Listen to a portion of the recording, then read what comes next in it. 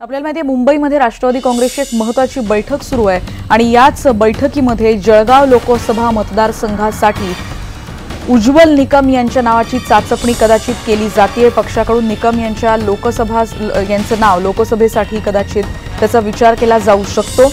उमेदवारीबाबत उज्ज्वल निकम यांनी मात्र no comments असं उत्तर दिलेलं आहे।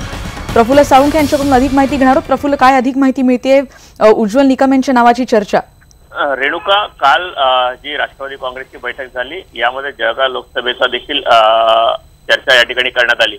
एकूण 3 उमेदवारांनी या ठिकाणी आपले उमेदवारीसाठी दावेदारी जी आहे ती दाखल केली होती आणि त्यानंतर पक्षाने या संपूर्ण नावांवर चर्चा केली आणि या बैठकीमध्ये उज्ज्वल निकम देखील लोकसभा लढवू इच्छित होते।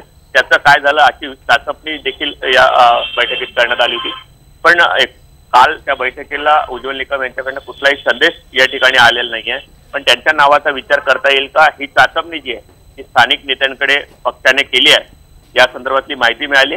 आज सकाळी जेव्हा उज्ज्वल निकम यांची चर्चा झाली त्यांनी फक्त नो कमेंट, यावर मला काही बोलायचं नाही असं स्पष्ट करत यावर बोलण्याचं टाळलेलं आहे। निश्चितच प्रफुल्ल, आणखीन एका महत्त्वाच्या बातमीचे अपडेट्स तुमच्याकडून घ्यायचे तर ती बातमीसाठी थांबा, कारण नगरमधली एक महत्त्वाची घडामोड आहे। अहमदनगरची जागा सोडायला राष्ट्रवादीच्या स्थानिक नेत्यांनी विरोध केल्याचं कळतंय। दादा कळमकर, प्रताप ढाकणे आणि नरेंद्र घुले पाटील अशी ही नावं कळतायत। 2 आमदारांनी 17 पैकी 12 जर जिल्हा परिषद सदस्य असतील तर उमेदवारी का सोडावी, 3 नावांवर चर्चा सुरू आहे अशी माहिती कळते।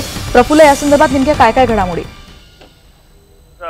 अहमदनगरच्या जागेसंदर्भात बैठक स्वतः केंद्रीय अध्यक्ष शरद पवार यांच्या उपस्थितीत झाली आणि राष्ट्रवादी काँग्रेसचे सर्व वरिष्ठ नेते या बैठकीला होते आणि नगरचे स्थानिक पदाधिकारी आणि प्रभारी हे देखील या बैठकीला उपस्थित होते। यामध्ये स्थानिक नेत्यांनी स्पष्ट केलं आहे की जर राष्ट्रवादी काँग्रेसचे लोकसभा मतदारसंघामध्ये 2 आमदार असतील आणि एकूण 17 जागा ज्या जिल्हा परिषदेच्या आहेत त्यापैकी 12 जागा या राष्ट्रवादीच्या आहेत आणि त्याचबरोबर अनेक पंचायत समित्या देखील राष्ट्रवादीच्या ताब्यात आहे। असं असताना एवढं मोठं पक्षात असताना ही जागा काँग्रेससाठी कशी सोडावी अशी भूमिका जी आहे ती स्थानिक नेत्यांनी घेतली, कारण ही जागा काँग्रेसने देखील प्रतिष्ठेची केली आहे।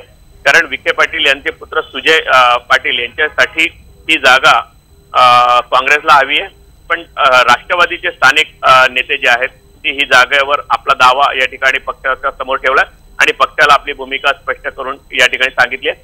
त्यामुळे आता असं चित्र स्पष्ट होतं की राष्ट्रवादी ही जागा सोडायला शक्यतो तयार होणार नाही असं तरी सध्या या चित्रावरनं दिसतं। निश्चितच धन्यवाद प्रफुल्ल, या सगळ्या सविस्तर माहितीबद्दल। आपण बघतोय नगरमधली जागा सोडायला राष्ट्रवादीच्या स्थानिक नेत्यांनी विरोध केलेला आहे। बघूयात आजच्या बैठकीमध्ये यावर काही आणखीन उत्तर सापडतंय का।